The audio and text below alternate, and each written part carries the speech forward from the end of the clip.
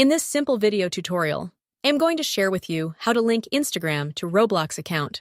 This enhances your online presence, especially if you're a creator, developer, or active community member.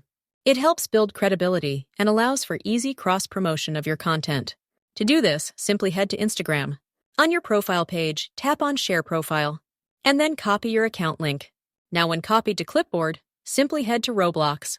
You want to tap on the More button and select Settings. Head to the very first option of Account Info. Here, you will navigate to the section of Social Networks.